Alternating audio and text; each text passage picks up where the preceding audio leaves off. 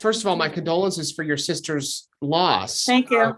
Thank you. What was her death expected? Was she sick? What happened? No, it wasn't expected. She basically had a heart attack, severe heart attack. She was in Pocatello. She was in the Correctional Center. Okay. So the correctional facility contacted us, let us know that she had experienced a heart attack. We were then put in contact with the hospital, who then contacted Eva and had made those arrangements or had those discussions, at which time she, made the decision that Charlotte did not want extraordinary circumstances or extraordinary measures. So she was taken off life support, at which time the correctional facility is the one who recommended and or made the contact with Downard. Okay, so then did they, when they put her off life support, did they then transfer her body over to the funeral home? Yes, the hospital called and asked what funeral home I wanted her transferred to, which at the time I did not know any funeral homes in Pocatello.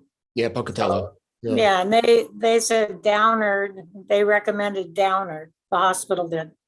So they moved your sister, and at what point did you have your first contact with Downard? Was it Lance himself that you spoke to?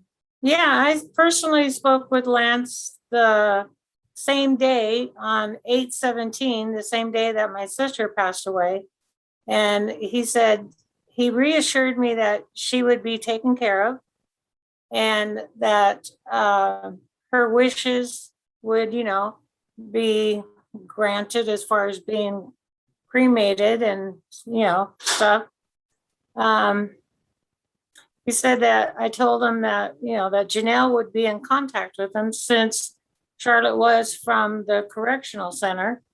And he said, okay. He said, and I gave him the information for the Correctional Center. And he said that, he had worked with them before, so he shouldn't have any problem. And then he said, basically, I had to give him the information for my sister for the death certificate. And then he said that he would contact Janelle. And once he contacted Janelle, he would call me back. Janelle was the contact from the correctional facility. I see. Okay. So your sister wanted to be cremated, and then was the plan to send the ashes to you? Yes. Okay. So that's on the 17th. When did you next have contact with the funeral home? The next day, I talked to Lance in the morning, and he told me that he had talked to Janelle and that they were going to meet. I think it was like the next day, that he could meet with Janelle so she could sign off on the paperwork so he could get the process started. So. And did they meet?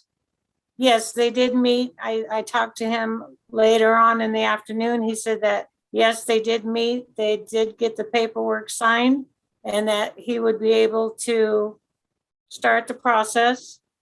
He said first he had to file a couple permits, I guess, with Idaho for cremation, or I don't know. He just said, I have to file a couple permits. And I said, okay. And then I let him probably a couple days before I called back to, see if there was any information. And he hadn't said anything about having her cremated yet. And I waited for a couple more days, and I talked to him Monday before the holiday weekend, that following Monday, or that Monday before the holiday weekend. I talked to him and I personally spoke to him, and I asked him, I said, is there any way that we could have Charlotte's remains mailed to me like this week? Because of the holiday weekend coming up, we wouldn't have mail on Monday, and one of us had to be home in order to sign for her. Mm-hmm. So he said, yes, he said that we could possibly arrange that.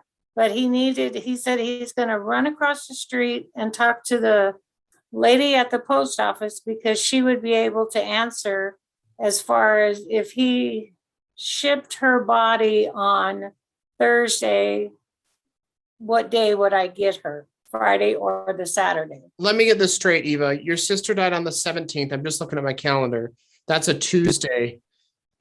Then you talk to him a few times over the next week or so, but then the 30th is the Monday before the holiday.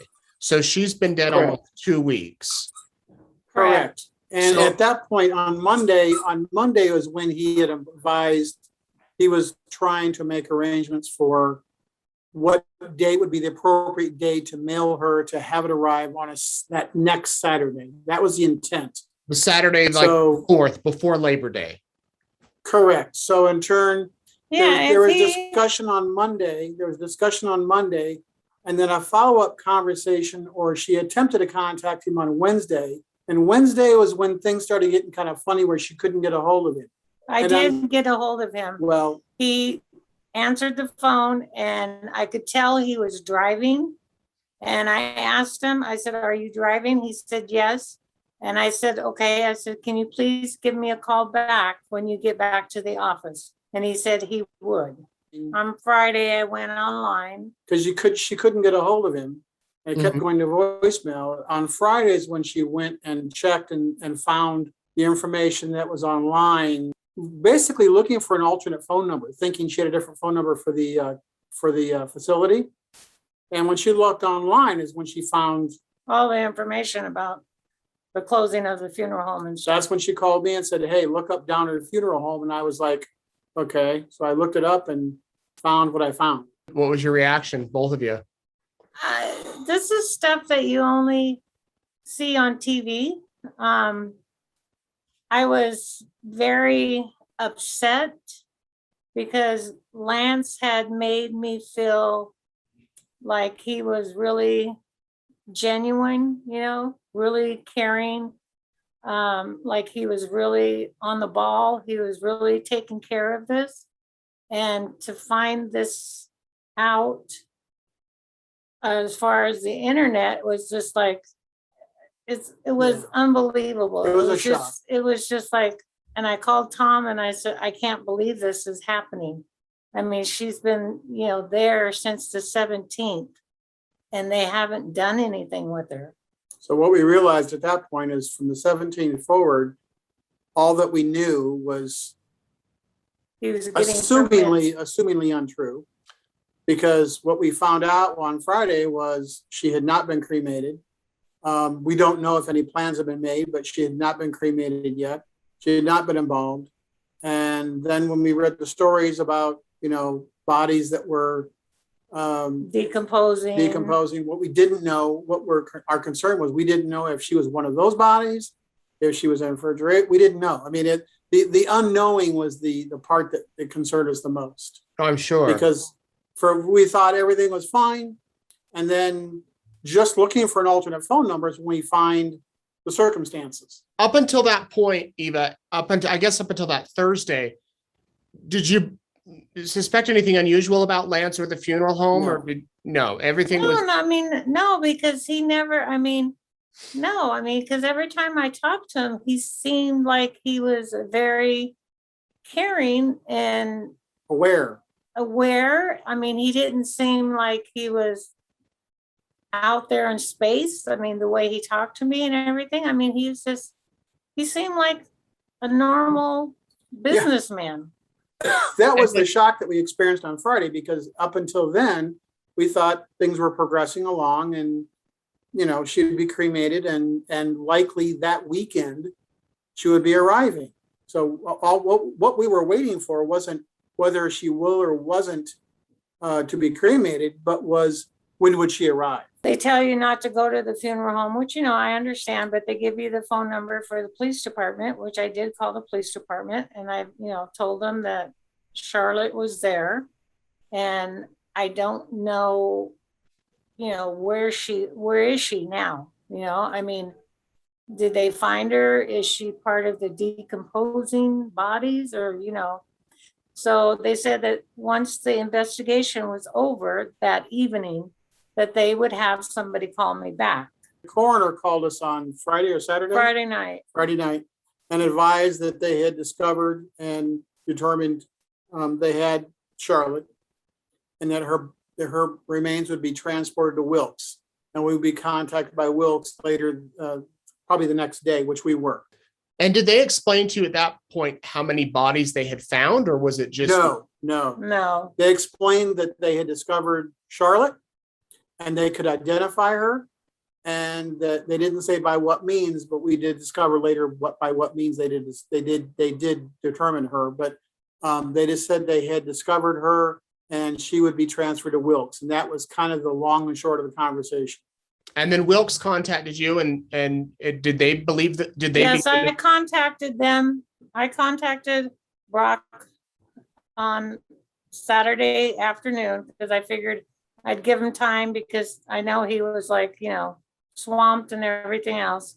And he said, yes, that they did have Charlotte, and that he would, he reassured me that he was going to take care of everything, have her, well, first of all, her death certificate has to be changed because it says Downard on it. And I guess by law or state code or Right. whatever, really? it has to have the correct. Right. We had to send him a copy of the death certificate so he could, because as he put it, these were extraordinary and undetermined circumstances. And he assured us that he would be taking care of things in an appropriate manner. And are they starting the cremation process for your sister? Yes, they're gonna start it. I did call him back yesterday just to double check to make sure that it was Charlotte. And I asked them, how did they know for sure? And they said, because the bodies that they found and were able to identify had their hospital bracelets on. Yeah. With their ID and everything else. He said the paperwork was wrapped in with her in their body. So there was documentation, a paper trail, as well as a bracelet, which gave them a chain of custody they needed. So it sounds like when he obtained possession of the body, he didn't do anything. Downard Funeral Home. No. He didn't do nothing. That's it's just I don't know. It's just frustrating. We're already going through this. I can't go to Idaho. I work and stuff like that. And he promised that he was going to take care of her, and he didn't. He didn't do due diligence as far as we're concerned, as far as what our expectations were. He had possession of her. He had possession of her for a long time. Well, what would appear to be a long time. And had the opportunity to do due diligence. He did not. And the events that arose on Friday kind of just took us all by shock. And then when you hear yesterday that there were 50 fetuses, right, 12 bodies, was that? We can't imagine that. What was this guy thinking? I don't know. He's had his license suspended before, and it's like, why does the state let him reopen his business under these, circumstances that he had in the past? We have to assume that I don't know. I don't know the laws. I don't know the mitigating factors, but it would seem that this particular lapse of reason should be due course for, shutting down the business from his particular operation. I don't see how anyone could actually imagine that he should have continued to operate. I don't know. I don't know the laws. I don't know the mitigating circumstances. I don't know what the due process is. But as far as we're concerned, there are numerous cases of what I would consider abuse of a corpse. Yeah. And then the 50 fetuses, we can't even imagine how or why he would have 50 fetuses, how they would come to pass, how would they come into his possession, or what was the expectation of those fetuses. We don't know. I mean, that's kind of beyond our scope of reason. Again, there are people who are probably going through potentially worse circumstances than us, but gosh darn it, I mean, we didn't feel he did his due diligence, and we hope there is some sort of, reckoning. I wish no harm on anyone, but gosh darn it, it doesn't seem like he should be in a position to continue operating. Do you think he should be charged criminally? Yes. Yes, Yeah. absolutely. It's not so much with Shar, because Shar was, Luckily, she was one of the persons that we could Right. identify. but 50 fetuses And and the 5 other- bodies, gosh. I can't imagine what those families are going through, I don't even think those families know. If they're not, if there's 5 or 7 bodies that are unidentified, there are 7 families that don't know what's happening, I would assume. Yeah. Just from the simple fact that they're not identified. Once they are, I'm certain they will have similar feelings to ours. This is such a weird, bizarre, sad, heart-crushing story. What are your overall thoughts now as you kind of process this here? We're going on September 8th, so over 20 days since your sister died. You should have her remains, I would imagine, and be able to grieve. Well, we should. Correct. We should, but unfortunately, the person that was handling it was not responsible. And, we don't really know. And I've talked to a few friends about this, but this is one of those things where you're angry, but you don't know what to do with the anger. We really don't know what to do with the anger. Seriously. We would like to see, again, it's not a matter of wanting, to do harm on someone else, but we're angry, but we're not sure how to handle the anger or what to do with it. Outside of just being angry or upset about the circumstances, that's really all you could do, because we're not in control of the circumstances. I did file a police report. We filed a police report last night, and I shared with you the details of that report.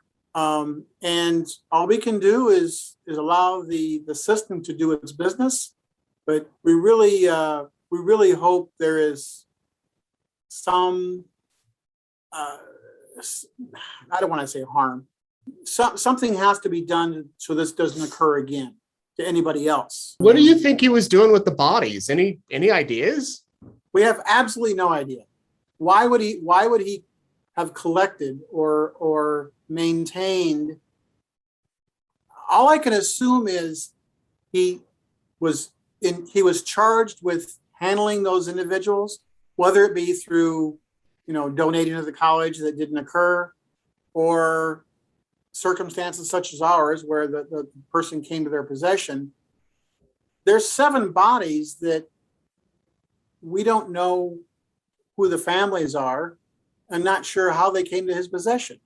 We've heard the stories about the college where he was going to donate, but he didn't donate. We're not sure if, we don't know if that was part of the situation or we don't know. Why would